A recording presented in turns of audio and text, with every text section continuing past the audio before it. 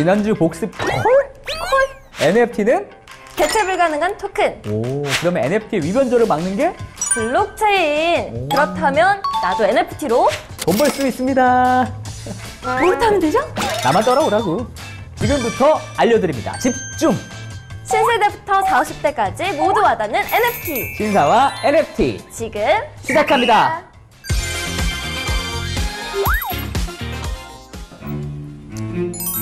후배님, 주문하신 NFT 나왔습니다. 아, 이게 바로 그 핫하다는 NFT군요. 한번 NFT 드셔보시죠. 아, 뜨거워.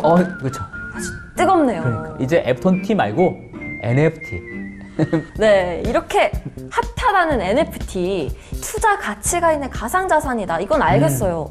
그런데 이 NFT랑 비트코인이랑 뭐가 다른 거예요? 둘 다 암호화폐이긴 해. 대신에 비트코인은 뒤에 코인이 들어가지? NFT는 뒤에 T가 뭐야? 토큰. 토큰이야. 그냥 코인이라고 안 부르고 토큰이라고 부르거든. 코인이라고 부르기 위해서는 그 코인이 자체적인 블록체인 네트워크를 갖고 있어야만 해. 네, 본인들이 갖고 있는 영수증 꾸러미 체인들이 있어야 된다. 이랬어야 되는데 토큰은 그렇지 못하고 다른 이제 코인들의 블록체인 네트워크를 차용해서 쓰거든. 예를 들어서 NFT 같은 경우에는 보통 이제 이더리움의 블록체인 네트워크 기반으로 해서 만들어지는 거야. 아, 이더리움이구나. 왜 그러면 NFT가 비트코인이 아니라 이더리움 블록체인 기반에서 만들어질까? 비트코인에는 그 기능이 없어서. 그 기능이 뭐더라? 그 기능, 스마트 컨트랙트. 그렇지. 내가 공부한 보람이 있네. 저번 시간에 아주 그렇지. 열심히 공부했죠. 그러니까 NFT도 사실 스마트 컨트랙트의 일종이거든. 그래서 비트코인이 아니라 이제 스마트 컨트랙트를 지원하는 이더리움 기반 위에서 만들어졌다. 라는 거지. 그리고 또 중요한 차이점은 뭐냐면 비트코인과 코인에다가 만약에 뭐 새로운 어떤 짓을 하거나 해서 희귀한 자산이 되면은 그게 NFT잖아. 네. 근데 그게 아니고서야 그냥 비트코인 1코인씩이면은 대체 가능한 자산이 된다. 그냥 FT지. 코인은 결국에는 서로 교환이 가능하지만 NFT들끼리는 똑같이 생겨도 다르다. 똑같은 거 다르다. 아. 고유한 것들이다. 그러면 이 NFT가 비트코인처럼 이 거래소에서 거래가 되나요? 거래소라고 부르지는 않고 네. 보통 이제 마켓플레이스라고 많이 표현을 하더라고. 마켓플레이스. 마켓플레이스가 시장이잖아. 네. 이 마켓플레이스에서 이제 NFT를 민팅을 해서 판매를 할 수가 있고, 그리고 이 과정이 그렇게 어렵지도 않다고 해. 14살 중학생이 본인이 그림을 그려가지고 NFT를 만들어서 그 민팅에서 제작해서 팔았대. 그걸 판 금액이 1,200만 원. 1200? 나 중학교 때 뭐 했지? 그때 바람의 나라 있었는데.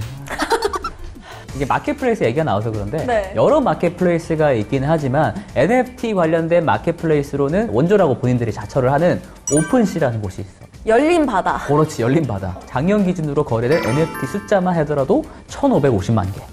1,550개가 아니라 1,550만 개.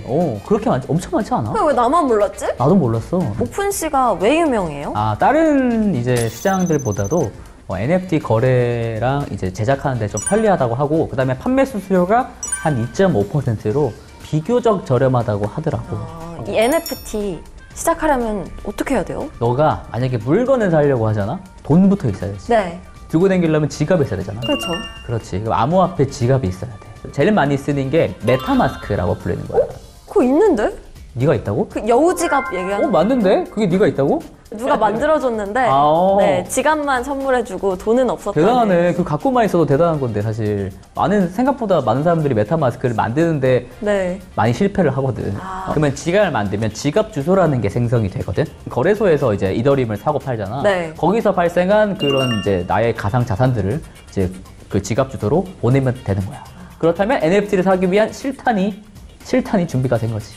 주의해야 될 점은 있어. 이게 NFT가 모조품이 되게 또 많을 수가 있거든.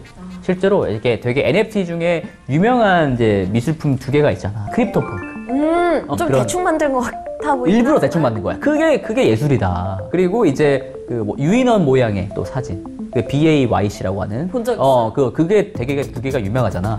근데 실제로 오픈시에서 이제 그 유인원 모양의 그 유명한 NFT를 오작으로 만든 NFT가 실제로 올라와서 판매가 됐었어. 산 사람도 있어. 몇백만 원 주고 샀대. 근데 오픈시에서 이거 가짜네? 위조품을 만든 사람의 계정을 폐쇄를 해버리고 그럼 산 사람은 어떻게 해요?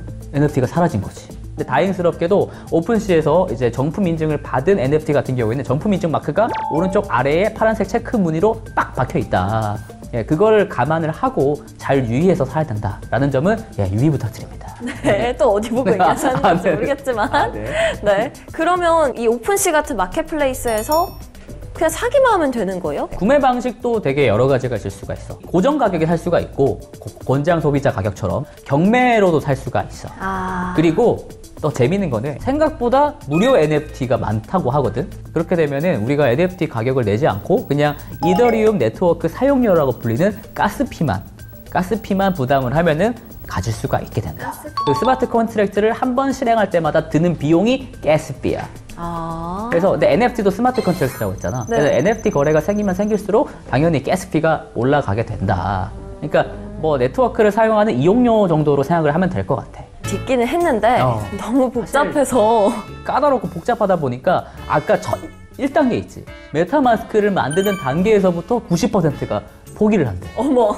그러니까 그래도 지금 늦지 않았잖아요. 그럴 수도 있을 것 같아. 왜냐면은 한 달에 한 번이라도 사고 판 적이 있는 사람은 그 활성화 인구라고 하지. 그 활성화 인구가 아직 100만 명밖에 안 된다고 하더라고. 전 세계에서? 전 세계에서 100만 명. 제일 비싸게 팔린 사례가 지금 뽑히고 있는 게 마이크 윌켈만이라는 사람이 있는데 이 사람이 만든 첫 5001이라는 작품이 있어. 왜 첫 5001이냐면 이 사람이 원래 그림 전공이 아니었거든. 근데 2007년부터 디지털 아트를 매일매일 5000일 동안 그린 거지. 그래서 그 십몇 년 동안 그렸던 그 디지털 아트를 5000개를 한꺼번에 모아가지고 NFT로 민팅해서 판 거야. 6,800만 달러. 자그마치 한화로 780억 와. 원. 그림 보람 있네요. 그림 보람이 있지. 근데 아마도 이렇게 비싼 가격에 팔릴 수 있었다는 거는 아무래도 5000일 동안의 그 작가의 스토리텔링이 좋았기 때문에 그 비싼 값에 팔리지 않았을까. 근데 제가 듣기로는 이 그림 말고도 좀 특이한 것들도 많던데요. 근데 넌 어디서 그런 얘기를 되게 많이 듣니? 당연히 그림만 NFT로 만들 수가 있는 건 아니죠. 예를 들면 트위터 창시자 있잖아. 창업자. 네. 트위터를 만들어서 그 첫 번째 트윗을 남긴 사람이 누구겠어? 본인이겠죠. 그 잭도 씨가 처음으로 쓴 트윗에 대한 이미지가 그 또 NFT로 만들어서 또 엄청난 고가에 팔렸다고 하거든. 뭐 트위터 얘기를 해서 말인데 트위터에 프로필 사진 같은 게 있잖아. 네. 그 프로필 사진에다가 NFT를 본인이 갖고 있으면 그 내가 갖고 있는 NFT 사진을 그 프로필 사진에 적용을 할 수가 있어. 진심이네요. 진심이다. 정말. 그러니까 NFT를 갖고 있는 사람이라고 하면은 트위터라는 그 플랫폼에 와서 마음껏 디지털 플렉스 해라. 뭐 이런 뜻으로 해석을 하면 될 것 같아요. NFT가 좀 많은 사람들한테 쓰이고 좀 대중화가 되려면 좀 뭐 활성화될 수 있는 분야라든지 그런 게 있어야 될 것 같은데 어떤 분야에서 좀 많이 쓰일까요? 그러니까 사실 아까 뭐 내가 예술품이나 미술품 쪽으로 얘기를 많이 했는데 이쪽으로만 NFT를 쓴다고 하는 것은 너무 협소한 생각인 것 같아. 예를 들면 이제 모바일 티켓이라든가 뭐 신분 증명이라든가 아니면은 심지어 게임 아이템이라든가 이런 쪽으로도 실제로도 향후에 근래에 쓰일 수 있다고 생각을 해. NFT가 그 판매되는 통계를 좀 봤을 때는 판매 금액으로 따졌을 때는 보통 이제 예술품이나 미술품 쪽이 60% 그리고 게임 쪽이 40%야. 근데 판매 금액으로 따졌을 때는 6대 4인데 판매 횟수로 따졌을 때는 게임 쪽에서의 NFT 거래 횟수가 90%가 넘어가. 최근에는 이제 NFT 거래 시장에서 예술품이나 미술품 쪽의 거래 금액은 좀 작년 8월을 기점으로 해서 좀 줄고 있는 상황인데 게임 쪽의 NFT 거래는 생각보다 잘 유지가 되고 있다고 하거든. 그만큼 이제 NFT의 대중화를 이끌고 있는 것은 게임 산업이다라는 거고 이 NFT 관련된 게임에서 가장 두각을 나타내고 진정성을 보이고 있는 게 바로 또 한국 게임사다. 이런 점이 굉장히 흥미롭거든. 역시 한국 기업들이네요. 역시는 역시다. 네. 이렇게 NFT가 정말 많이 거래되고 있는 이 게임 산업, 이 게임과 NFT의 시너지가 과연 어디까지 갈지 다음 시간에 이어집니다. 안녕.